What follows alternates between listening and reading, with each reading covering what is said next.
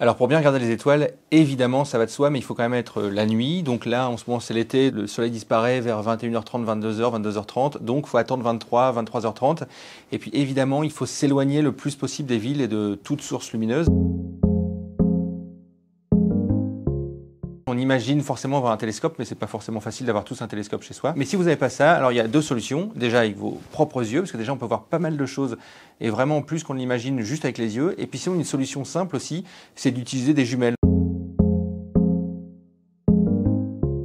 C'est très bien parce qu'on peut se balader avec la réalité augmentée, on se place, on se tourne comme ça et puis on peut voir un peu le ciel découvrir. Il faut juste faire encore attention que quand on utilise son téléphone portable, ça peut nous ramener beaucoup de lumière dans les yeux. Et puis il y a un outil qui est pratique, c'est ce genre de carte. En fait, il suffit de regarder ici, vous avez le créneau sur les horaires. Là, il y a les mois, vous déplacez. Là, par exemple, on est début juillet quand on enregistre cette vidéo. Il suffit de se dire, imaginons, je suis chez moi à 23h, hop, je déplace juillet 23h, et si je mets la carte direction vers le nord, je sais que la Grande Ourse, elle se situe là.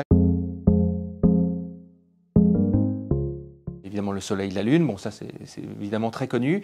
Et puis on voit souvent l'un des points les plus lumineux, on se dit souvent ah tiens c'est peut-être l'étoile polaire, alors pas du tout, c'est celle qu'on appelle l'étoile du Berger, et en fait l'étoile du Berger c'est Vénus en fait, c'est la planète Vénus, et on ne le sait pas souvent, mais rien qu'à l'œil nu, on peut voir des planètes.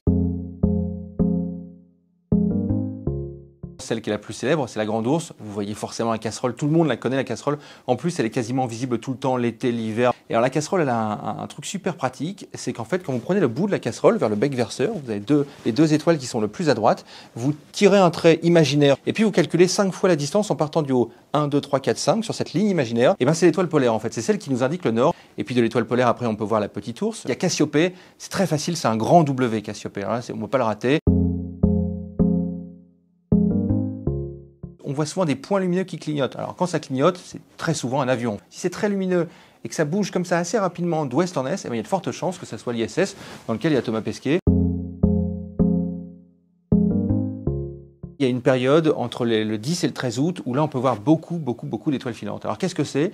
En fait, la Terre qui tourne autour du Soleil, sur une trajectoire comme ça, croise dans sa trajectoire autour du Soleil, croise une autre trajectoire, celle d'une comète qui est passée il y a très longtemps, qui fait un très grand tour, donc on la reverra pas avant des centaines d'années. Une comète, c'est un objet céleste qui, quand elle bouge, quand elle tourne, elle lâche des morceaux de glace, des morceaux de poussière, des morceaux de roche, des débris qui rentrent dans l'atmosphère. Et quand ils rentrent dans l'atmosphère, ils frottent sur l'atmosphère. Donc en frottant, ça s'échauffe, en s'échauffant, ça fait de la lumière, et du coup, c'est ça qu'on voit dans le ciel. En fait, c'est les débris qui se désagrègent. Et comme il y en a beaucoup sur cette période, et ben là, on peut voir beaucoup d'étoiles filantes. On peut en voir des dizaines sur une période d'une heure, donc c'est assez chouette à regarder.